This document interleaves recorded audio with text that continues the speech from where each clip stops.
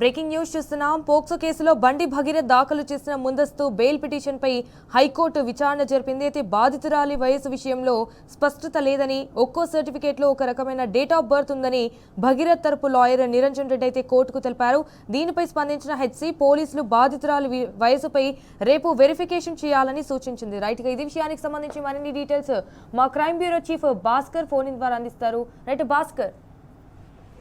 ఇవాళ ఇరు వర్గాల వాదనలకు సంబంధించి వాళ్ళ వచ్చినటువంటి పిటిషన్ బెంచ్ లో వాదనలు వినిపించారు. పిటిషన్ తరపున వాదనలు వినిపించారు సీనియర్ కౌన్సిల్ నిరంజన్ రెడ్డి.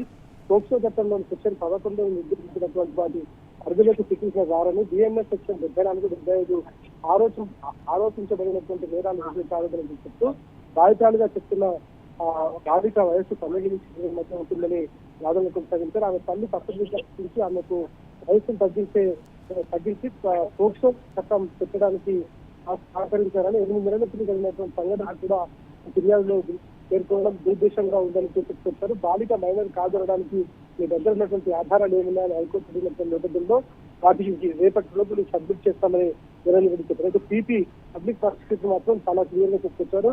ఈ మధ్యంతర బెయిల్కి సంబంధించి ముందస్తు బెయిల్ కానీ మధ్యంతర బెయిల్ కానీ ఇస్తే వాళ్ళ తండ్రి కేంద్ర మంత్రిగా ఉన్నాడు, ఆయన ఇన్ఫ్లుయెన్స్ క్యాండిడేట్. ఎందుకంటే పిటిషనర్ తల్లి షేక్ బషీరాబాద్ పోలీస్ స్టేషన్ కి వెళ్ళినటువంటి సందర్భంలో ఆమె వెళ్ళినటువంటి సమాచారాన్ని కరీంనగర్ ను బయలు సందేశించి అక్కడ ఈ షేక్ బషీరాబాద్ కంటే ముందే కేసును రిజిస్టర్ చేయించారనేటువంటి కూడా చెప్పుకొచ్చారు. ఆ నేపథ్యంలోనే తిరిగి కౌంటర్ కేసు అవుతుందనే నేపథ్యంలోనే ఈ ఛాన్స్ ఇచ్చారనేది కూడా చెప్పుకొచ్చారు. ఇక బండి భగీరథ్ ముందస్తు బెయిల్ పిటిషన్ లో దాఖలైనటువంటి మధ్యంతర రక్షణ పిటిషన్ పై రేపు హైకోర్టు ఈ రోజు వాదనలు విన్నట్లయితే మధ్యంతర రక్షణ పిటిషన్ పై ఉత్తర్వుల కోసం రేపటికి వరకు వేచి ఉందని చెప్పడం జరిగింది.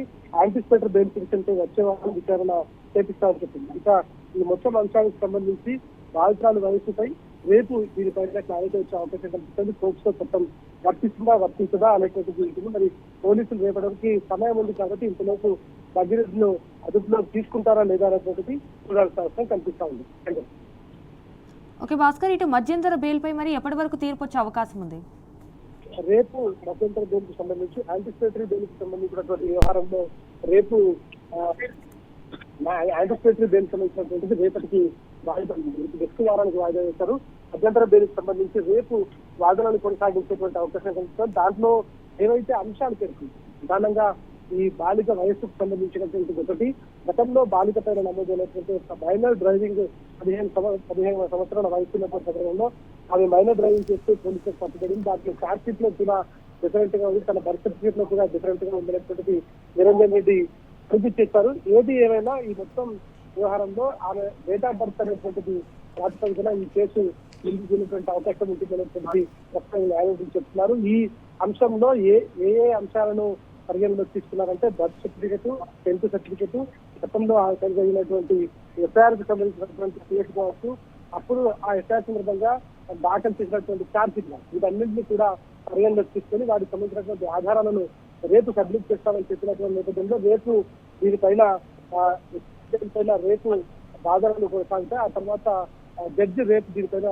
డిసిషన్ చెప్తామని చెప్పింది. యాంటిసిపేటరీ బెయిల్ సంబంధించి నెక్స్ట్ వచ్చే వారానికి వాయిదా వేశారు. ప్రస్తుతం ఈ అంశానికి సంబంధించి న్యాయవాదులు క్లారిటీగా కొద్దిసేపట్లో వాళ్ళు బయటకు వచ్చి వివరాలు మీడియాలో వెల్లడించే అవకాశం కనిపిస్తోంది. Okay, all right Bhaskar, thank you for the update.